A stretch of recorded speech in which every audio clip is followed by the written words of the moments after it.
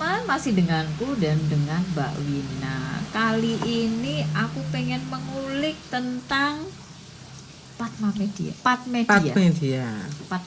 Karena semua Padma jadi kalau ini beda ya, Pad Media. Tapi karena Padma Media ada yang punya. Oh, Pak Agus Mustafa. Pak Agus, iya benar. Pak Agus Mustafa punya. Nah, kebetulan aku juga sering beli bukunya Pak Agus Mustafa. Pad Media itu kan isinya mayoritas perempuan atau semua perempuan kan? Beda loh ya antara Pad Media dengan Per5. Oh, kalau Pad Media itu ada cowoknya. Oh, ada cowoknya. Ada cowok. Kalau Pad Media itu berarti penerbitnya. Tapi ada akademi menulisnya. Oh gitu. Kalau Per5 perempuan penulis Padma itu perkumpulan yang isinya awalnya itu dari lulusan Pad Media. Oh berarti workshopnya itu di Pad Media. Terus abis itu alumninya dikumpulin di Per5. Perempuan penulis Padma. Penulis itu kira tuh tajam ya. Nulis itu kan bisa jadi salah satu treatment terapi. Kalau dari pengalaman Mbak Wina, handle segitu banyak perempuan, ada 111 perempuan ya. Itu yang anggota Per5 ya. Oh, yang anggota Per5. Yang tidak anggota juga banyak, yang alumni tapi tidak anggota. Karena kalau untuk ikut Per5 itu berbayar. Kalau ikut Per5 berbayar. Dari alumni yang ikut kelas menulisnya. Itu mayoritas karena mereka tertarik untuk belajar menulis atau mereka hanya untuk apa ya, melepaskan simpul-simpul emosionalnya dengan menulis. Imajinatif, mereka itu kebanyakan ingin mengaktualisasikan imajinasinya atau sebagai treatment terapi sebenarnya. Ada banyak hal. Jadi gini, di Pad Media itu ada kelas menulis. Ya. Kelas menulis cerpen sudah 9 angkatan. Kelas novela 2 angkatan. Kemudian ada yang tidak kelas menulis, tetapi kami merangkul para perempuan yang ingin menulis tapi berupa proyek. Proyek itu namanya Hidup Ini Indah Beb. Itu sudah sampai buku ke-8. Yang ke-8 tuh cowok-cowok, khusus cowok, Hidup Ini Indah Bro. Yang ke-7 itu khusus dokter, Hidup Ini Indah Beb, Cinta, Tawa, dan Luka. Itu karena pandemi ya, awal pandemi saya buka open call. Para dokter yang ingin menulis silahkan. 25 cerita terbaik akan dibukukan. Banyak yang ngirim tulisan. Hanya 25 yang kami pilih.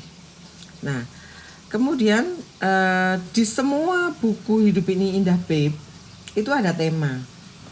Kalau yang pertama dulu tuh temanya masih gado-gado, itu 2014. Kemudian yang kedua itu berupa cerita tentang womanpreneur. Yang ketiga itu tentang jomblo, perempuan jomblo menulis. Itu seru. Yang keempat tentang ayah, perempuan menulis tentang ayah. Yang kelima tentang perempuan jalan-jalan tapi yang tidak biasa, anti mainstream journey. Ada yang jalan-jalan kapalnya kentekan apa?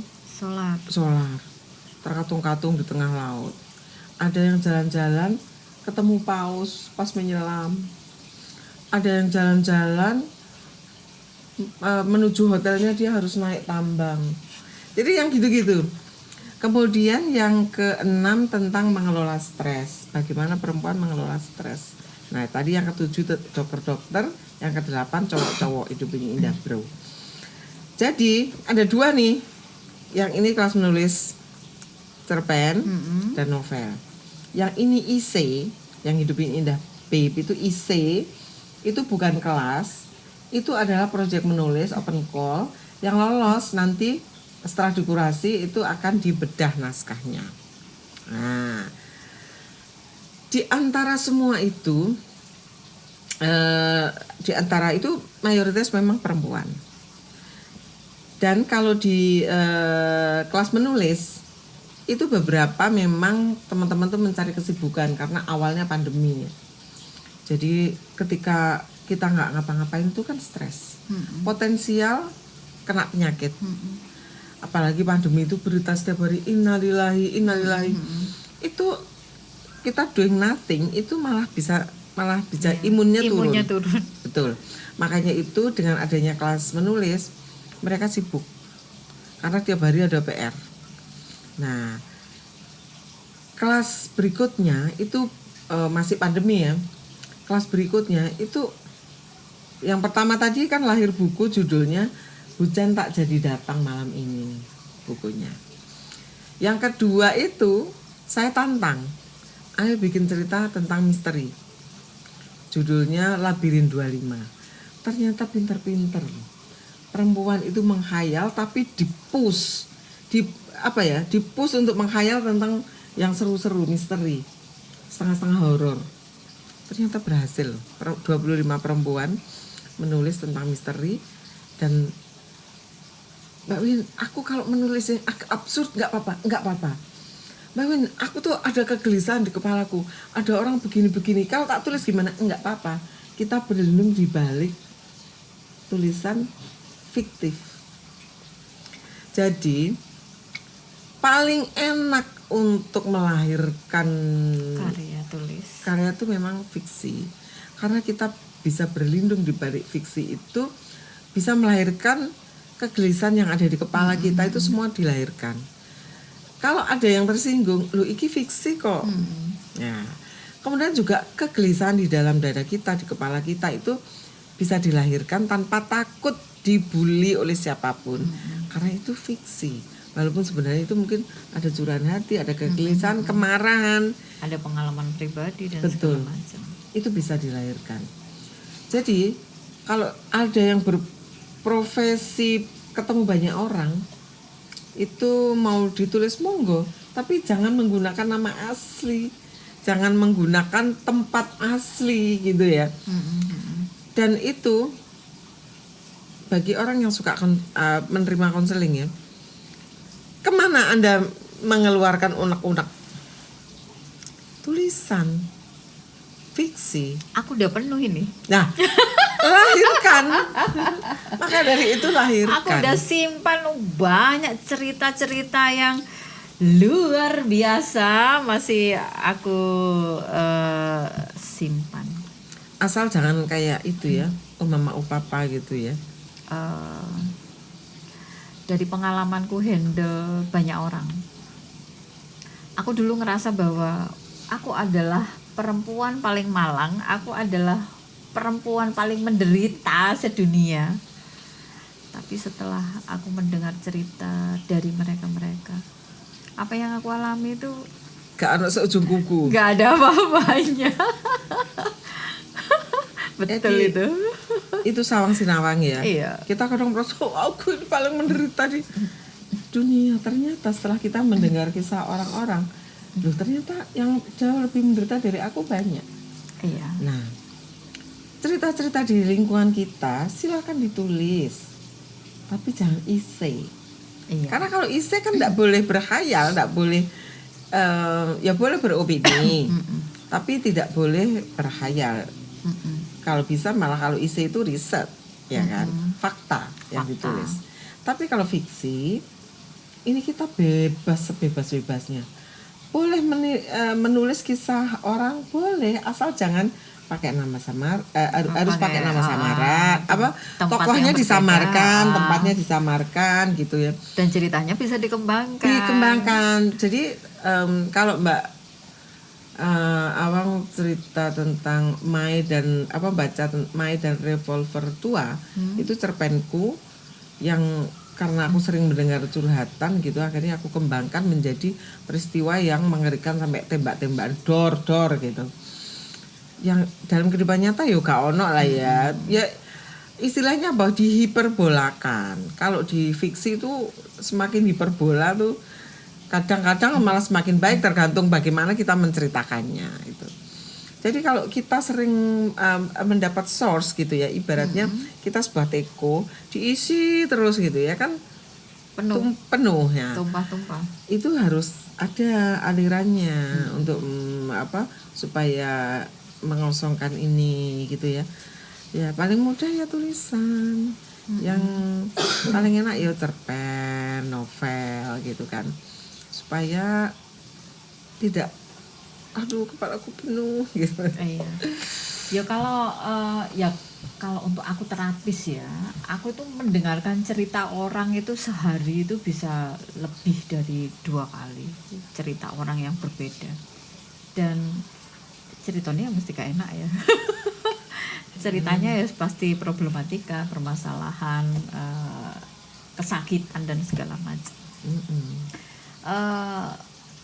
Itu biasanya langsung rilis.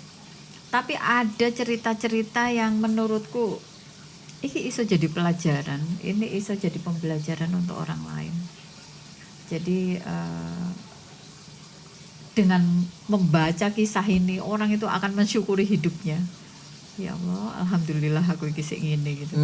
Karena ternyata ada juga perempuan yang mengalami masalah yang untuk aku ya sebagai terapis aja aku mikirnya ini benar-benar luar biasa gitu.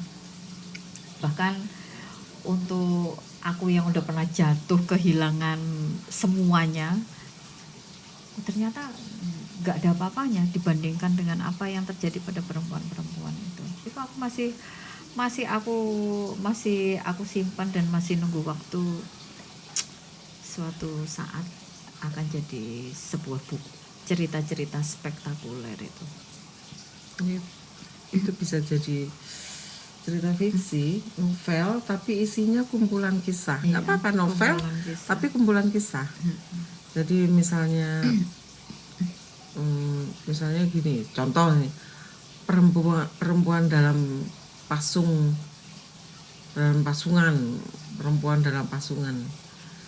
kehidupan maksudnya. Jadi berarti perempuan kan, jadi beberapa kisah tentang perempuan yang dia terpasung hidupnya, bukan fisiknya ya, tapi bisa jiwanya, bisa kehidupannya, dan itu ditulis untuk dalam rangka supaya bisa jadi pelajaran bagi orang lain yang membaca bagaimana sih kalau menghadapi kayak gitu.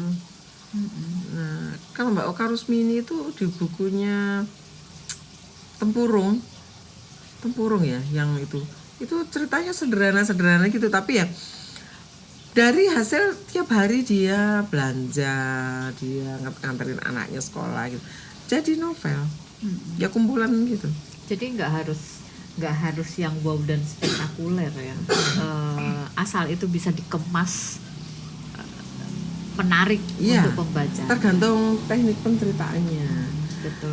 Dan itu harus belajar ya. Betul, ikutlah kelas novela Pat Media. Itu harus belajar. Nah, untuk perempuan-perempuan di luar sana, daripada banyak waktu yang terbuang ya, biasanya yang punya banyak PR itu sebenarnya ibu-ibu yang tidak berkarir di luar rumah. Yang banyak PR, yang concern untuk ngurusi urusan domestik rumah tangga. Itu ketokane kan ranyambut gawe. Tapi sebenarnya pekerjaan rumah itu 24 jam. Nah, dan banyak pressure loh itu. Betul. Karena nggak berhenti. Pertama nggak berhenti, nggak ada jam istirahatnya, nggak ada jam kerjanya. Terus gajinya juga nggak jelas. Nggak jelas, tergantung sukarela suaminya. Belum lagi nanti kalau ada masalah dengan keluarga besar. Belum lagi masalah dengan tetangga, anak-anaknya, sekolah anaknya. Banyak loh. Banyak masalah. Banyak problematika yang harus difikirkan. Para ibu rumah tangga. Dan banyak yang dipendam. Belajar menulis bisa menjadi salah satu solusi untuk stress release. Betul. sekalian promo ini ya. Ya. Nggak, tapi bener loh, bener. Menulis itu adalah kadang-kadang ada sih aliran yang mengatakan bahwa mengapa harus menulis, penderitaan kita harus ditulis, itu kan menggali luka. Ya kalau emang itu menyakitkan ya nggak apa-apa, nggak usah ditulis. Tapi kalau kuat ditulis, suatu saat kamu akan ketawa-ketawa. Aku bilang ternyata pernah mengalami ini. Karena itu untuk rilis ya. Memang pada saat menulis itu mungkin akan sakit, karena itu menggali memori buruk kan, memori buruk. Tapi itu ya harus dihadapi, harus daripada dipendam dan diborok. Gitu. Kalau aku sih. Kalau zaman dulu, zaman aku SD ya, SD sampai SMP kalau nggak salah, itu ada buku diary. Ya, sama. Aku pun. Saiki wes ora ya. Sekarang itu ada Facebook soalnya. Iya. Ada buku diary. Terus ono gemboke. Masih tak simpen punyaku. Supaya nggak dibaca sama orang lain.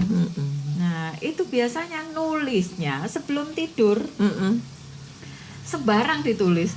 Kalau dulu itu jadi budaya ya. Zaman aku kecil loh ya. SD SMP aku masih ingat, itu masih aku lakukan. Wah, SMA aku lupa. Aku sampai udah punya anak masih nulis. Ditulis, jadi sebelum tidur aku nulis sembarang ngono kuwi wis. Habis itu dikunci. Setelah selesai nulis dikunci dan nggak ada orang yang bisa baca kecuali kita. Tapi aku pernah dapat marah. Kenapa? Karena aku menulis. Aku marah-marah sama bapakku, sama kakak sepupuku, sama ibuku. Aku terus dibaca. Emang nggak ada kuncinya? Kalau aku ada kuncinya. Ada kuncinya. Aku masih ingat bukunya warnanya hijau, motif batik. Dapat dari mana ya aku waktu itu ya? Bagus banget gitu loh perasaanku. Tebel gitu kan covernya itu. Terus udah gembok. Iya, biasanya covernya tebel, ada yang warna pink, ada yang warna biru. Pakai lidi gitu iso ketok lho. Gembok cuili gitu kan. Itu dulu di masa itu membudaya. Kayaknya anak zaman dulu itu wajib punya buku itu.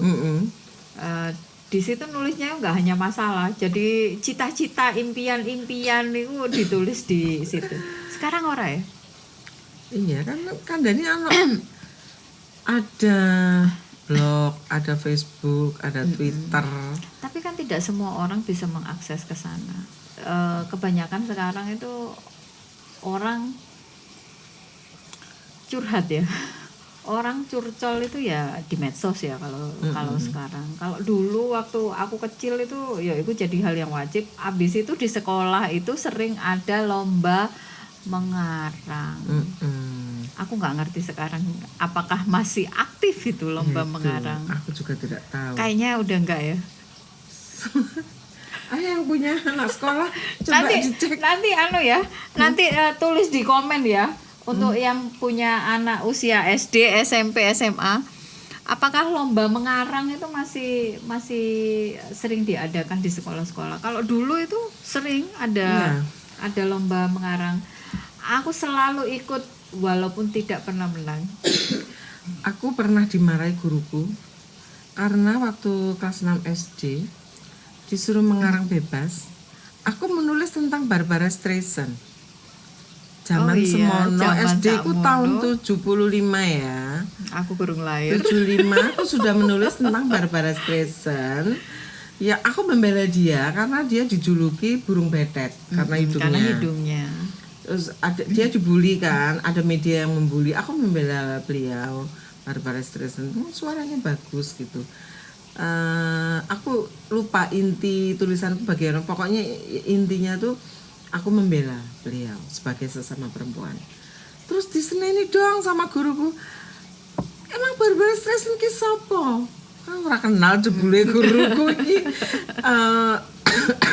Aku membaca itu di majalahnya guruku yang lain gitu kayaknya. Membaca tentang artikel itu. Terus kemudian aku menulisnya. Menulis tuh maksudnya opini pribadiku ya tentang dia. Dimarahi karena beliau nggak kenal guru bahasaku. Ya sudah, Tapi itu menunjukkan bahwa aku di desa di tengah hutan jati tahun 75 aku sudah menulis tentang Barbara Streisand yang bahkan orang sekelilingku tuh tidak tahu dia siapa. Karena dia jauh dari Indonesia ya. Apalagi dulu nggak ada media sosial.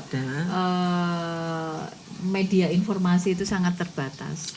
Aku kecilanku dulu baca Penyebar Semangat, kemudian Bobo, kemudian majalah yang dilanggani oleh guruku dan ibuku tuh Femina atau Kartini gitu, aku lupa salah satu itu. Ya kalau dulu itu masih ada Bobo, masih ada Mentari, masih ada kalau majalah remaja masih ada Kawanku, Gadis dan segala macamnya. Jadi orang-orang zaman dulu itu memang harus baca, harus beli buku, majalah, baca. Kalau pengen dan ada majalah dinding. Ada majalah dinding, untuk nambah wawasan. Terus koran itu menjadi hal yang penting. Jadi hampir semua rumah itu berlangganan koran. Bapakku walaupun di desa langganan Surabaya Pos. Dan kalau kebetulan aku tinggal di Surabaya. Jadi tiap pagi itu ada kayak mading, tapi itu Surabaya Pos, Jawa Pos. Semua orang yang tidak berlangganan bisa baca di situ setiap pagi. Jadi memang ada disiapkan gitu ya. Kayak halte disiapkan. Di situ ada Jawa Pos bolak-balik, Surabaya Pos bolak-balik. Serunya di zaman itu orang itu dipaksa untuk baca. Kalau sekarang karena kan, TV hanya satu. Iya, TV hanya satu, TVRI, dan itu pun hitam putih. HP belum ada. Terus hanya ada radio ya. Jadi kalau misalnya mau pintar, mau wawasannya lebih luas ya harus baca, apapun dibaca. Dan industri koran, industri majalah pada saat itu luar biasa. Sekarang sudah berganti era, sekarang era digital. Cuman sekarang pun orang itu juga tidak gemar baca. Nggak gemar baca ini. Ini pun itu dengan HP pun mereka itu lebih ke visual, lebih senang ke visual, tidak suka baca. Nah, orang-orang zaman sekarang curhat colongan itu dengan membuat status di media sosial. Tapi itu pun jarang ada yang baca. Biasanya hanya dilihat fotonya. Makanya kalau upload harus ada visualnya, harus ada fotonya. Kalau nggak ada fotonya, ora ono sing delok. Karena orang Indonesia itu tidak gemar membaca sekarang. Apalagi dengan perubahan era, mereka lebih nyaman dengan visual ya, lebih nyaman dengan visual yang tampak mata dan yang audio yang mereka bisa serap dengan cara mendengar. Baca itu kayak sesuatu yang membosankan. Itu perjuangan banget. Tapi sekarang memang ada audiobook. Ada buku Google Book itu kan juga buku yang bisa digini-gini kan. Jadi sekarang ini eranya berganti, tidak buku fisik. Tetapi kalau saya lebih senang buka buku fisik sih, karena tidak terlalu merusak mata. Kalau aku nggak begitu sih, bukan karena tidak merusak mata. Kalau beli buku fisik, itu kayak kita tune in. Kalau begini nih rasanya ya sama kayak baca medsos. Tapi kalau pegang bukunya, pegang fisiknya, itu kita kayak tune in. Dan dengan membeli buku itu kita melakukan pertukaran energi. Karena harus bayar toh, harus beli, harus bayar. Itu ada nilai pertukaran energi antara aku sebagai pembaca, penerbit, dan penulisnya. Kalau aku sih lebih ke sana. Makanya sampai sekarang aku tetap belanja buku itu segitu banyak dan masih rutin belanja buku. Ya sebenarnya kalau pengen gratisan ya banyak di sini. Cuman kan ada pertukaran energi yang harus kita berikan kepada penulis juga kepada penerbitnya. Setuju. Hidup Mbak Awan. Hidup Mbak Wina. Mbak Win, ini pertanyaan klasik ini sebenarnya, tapi harus aku tanyakan, apa yang membuat dirimu merasa bangga bahagia dengan melihat perkembangan murid-murid yang ada di Pat Media dan perempuan-perempuan yang tergabung dalam Perlima? Ya, jadi itu secara ada dua hal ya, secara kuantitas mereka semua akhirnya menemukan kualitas yang bagaimana sih yang seharusnya mereka tulis ketika mereka melalui bedah naskah baik di Pat Media maupun di Perlima. Itu akhirnya mereka kan tahu, oh yang kayak gini tidak layak, oh yang kayak gini ecek-ecek. Nah akhirnya mereka tahulah itu batasan. Jadi secara kualitas mereka bisa naik. Secara kuantitas juga mereka akhirnya lebih produktif. Dengan kelas menulis itu mereka di-push karena ada deadline-nya. Saya tunggu sampai tanggal sekian, yang mau menulis silakan, kalau enggak ditinggal. Akhirnya mereka menulis, walaupun misalnya nanti masih ada bedah naskah, dikoreksi lagi, dibalik nomane, itu kalau yang kelas menulis ya bolak-balik. Nah kemudian kalau yang di Perlima juga gitu. Di Perlima itu menulis, tor naskah, bedah naskah, revisi, kemudian ke editor. Jadi semua itu mengalami peningkatan baik secara kuantitas maupun secara kualitas. Harapan saya ketika saya nanti dipanggil oleh Yang Maha Kuasa, saya punya generasi penerus, saya punya alumni, saya punya komunitas yang bisa menulis lebih baik dari saya. Gitu Mbak. Keren. Dan sekarang harapan itu sudah mendekati atau masih sudah ketimi ya. Sudah ongoing ya. Ada beberapa yang terlihat kualitasnya menonjol. Itu kadang-kadang saya memberikan ini. Ayo nulis tentang ini. Ayo nulis tentang ini. Saya pacu. Saya pecut. Berarti dengan melihat progres mereka, perkembangan mereka, ada peningkatan kualitas dalam penulisan. Itu adalah nilai yang luar biasa. Itu bagi saya adalah value yang mungkin saya tidak bisa dapat di tempat lain. Ya. Dan itu tidak bisa dinominalkan ya. Betul. Orang regone tapi sangat berharga. Betul. Ya, bismillah, semoga nanti selaras cita-cita Mbak Wina, harapannya Mbak Wina. Amin. Supaya nanti bermunculan penulis-penulis perempuan, nggak harus perempuan ya. Khususnya ada generasi penerus dari apa yang sudah Mbak Wina perjuangkan sekarang. Amin. Mbak Win, terima kasih banyak ya sudah Sami-sami berkenan untuk meluangkan waktu ya. Kali ini 2 episode nggak apa-apa, tapi kita akan sambung dengan episode-episode lainnya. Mbak Wina bilang setelah ini setiap bulan akan datang ke Jogja. Pindah wae po. Kayaknya lebih cocok di Jogja. Itu saya bilang kan, mengalir tapi tidak kentir. Mengalir tapi tidak kentir. Oke, kita aminkan aja. Kita langitkan semua harapan dan impian. Biar nanti semesta yang bekerja untuk mewujudkan semua. Teman, terima kasih banyak. Mbak Wina, terima kasih atas obrolan 2 topik yang luar biasa. Kita sampai lupa waktu. Terus habis itu jangan lupa kita masih punya PR ketemu ya untuk podcastan lagi dan untuk belajar ecoprint ponding. Yes. Aku masih punya utang sama Mbak Wina untuk belajar ecoprint, untuk ngajari ecoprint ponding, untuk sharing tentang teknik ecoprint ponding. Terima kasih banyak. Semoga besok lancar. Amin. Perjalanan sampai tiba di Oma Padma, dan kalau ada agenda ke Jogja kita ketemu lagi. Pasti. Dan melanjutkan podcast selanjutnya. Ini baru 2. Kan jatahnya 1 orang 4 guys. Ya.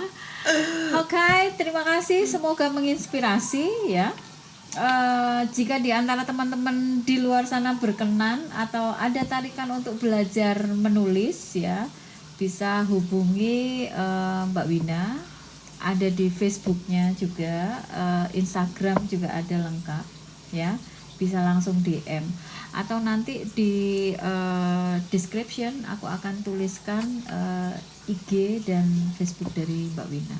Terima kasih banyak, semoga menginspirasi. Dadah.